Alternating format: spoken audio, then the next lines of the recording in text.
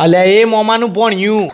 હા મમ્મી, પેલા અંદરના કબાટમાં ગોદરો કાઢ નાખ્યા. આજ રાત્રે ધાબા ઉપર ઊંઘવા જવાનું છે. અરે પણ મમ્મી, ધાબા ઉપર તો બહુ બધા મચ્છર કરડે છે ને. ના ના, તો હું લૂમ લેવાની હે તો મોમન ઘેર જવા માટે તારા મોમન બિલ કેટલું આવે છે તને ખબર છે? આ વેકેશનમાં તો હું એટલી કંટાળી છે કે વેકેશન પત્તા મને ગોડોનો હોસ્પિટલમાં મૂકી આવી પર હે. એ ઓમ જોજે હું થયું સલી ચા માર ભણ્યા જોડે બૂમો પાડી પાડીને વાતો કરે છે. મમ્મી કહે છે કે આજથી ધાબા ઉપર ઊંઘવા જવાનું છે. હે ચમલી ભોંગારી એસી તારે સાથી બોધીને લઈ જવાની છે? ના ના, તે સાચું જ કીધું છે ને. બિલકુલ તમારો બાપો પર હે. ના, દર મહિને મારો બાપો નહીં ભરતો તો મારો હારો ઉપરથી ભરવા આવે છે. દર મહિને હું તો ભરું છું લાઇટ બિલ. અરે જે હોય એ બધું તમારે જોવાનું. અને બીજું એક કોણ ખોલીને સાંભળી લો કે આજ બજારમાં હોજે 10 લીટરનું રસનું ડબલું લઈ દેજો. આ પ્રજા આવી છે ને તે કેરીઓ સોલીને મારી કમર દુખી જી છે. મમ્મા આપણે બી અને કાલે ડુંબસ બીચ ઉપર જવાનું છે ને. હા મારા ભોણ. અરે એ ટિંડોરી ખબરદાર જો ડુંબસ જવાનું નામ લીધું છે તો આ તારો મોમો કમાઈને હરી જેવો થઈ ગયો છે. ભાલતો નહીં બોડારી મોમી સેજ છે હારી નહીં. અલે ભોણા હો ભર રોવરાઈ દીધો ને બિચારા મારા ભોણિયાને. ના મારો ભોણિયો તને ખટકી ગયો છે, મને બધી ખબર છે. હા તે સાચી જ વાત છે ને. હા હરી ઓદરાન લલુરીઓ દરું નાનામાં કુત્તી હેડી આવે છે તે. અને હું આજે લઈ જજો એ લલુરીન બરફનો ગોળો ખાવા માટે. ના કરતા મારી બુન તો કોક દન કઈ બતા હે પાછી. હા હરી ગુંગારી અલ્યા ભોણા.